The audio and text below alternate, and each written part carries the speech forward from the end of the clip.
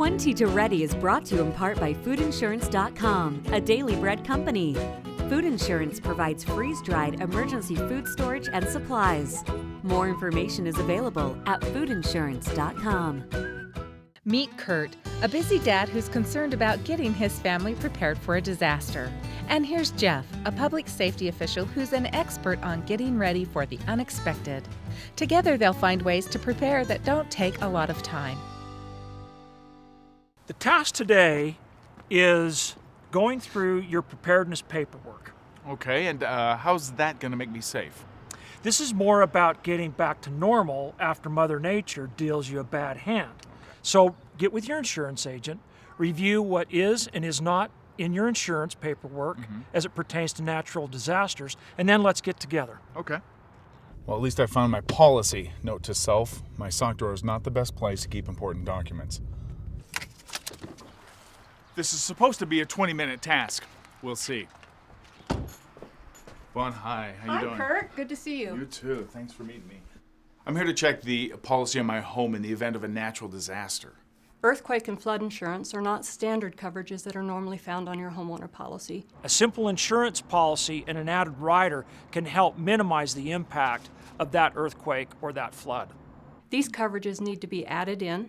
They can be endorsed in as a rider.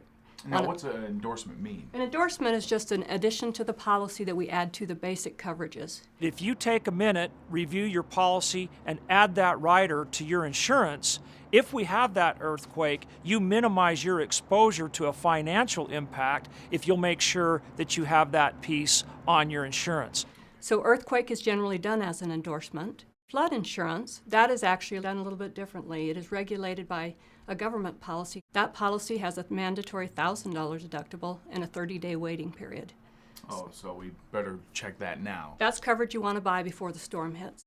That only took 19 minutes, and it looks like I'm going to have to spend a little extra on insurance. Now, I'm due back in Jeff's office because apparently there's some more preparedness paperwork that needs to get done.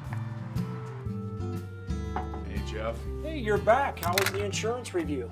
A bit costly.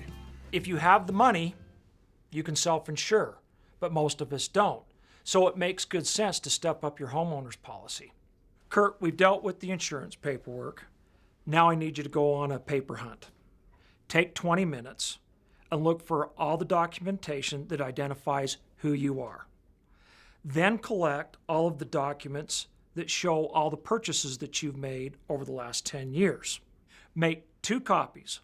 One set you'll put in an envelope so that if you have to evacuate, you have them with you. Give the other set to a trusted friend or relative that lives outside the area.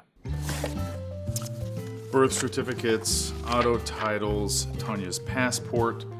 Jeff says the reason behind making copies is to help make getting back to normal easier. Hey, here's the receipt from when we bought your laptop. How are we going to copy that? Well, in case there's ever a fire and we lose your laptop, then we'll be able to prove to the insurance company that we bought it, and then they'll be able to give us money so we can replace it. In addition to traditional means of storing information like CDs, jump drives, and or hard drives, if you want to store information in the cloud and have internet capability, that's a really great way of saving information. Why? Because it gives you the opportunity anywhere you're at to access those important documents if you need to be able to produce key information like insurance and or identification information. So Jeff says another good idea is to take pictures of furniture and appliances to include with important documents. So I've got to put this someplace where I can get to it quickly in case I need it. That's 20 minutes to review insurance policies, 20 minutes to find important documents, and 20 minutes to make copies of them. That's 3 small steps towards getting prepared. I'll see you next time. Visit KBYU-TV.org to get your free 20 to Ready emergency preparedness guide.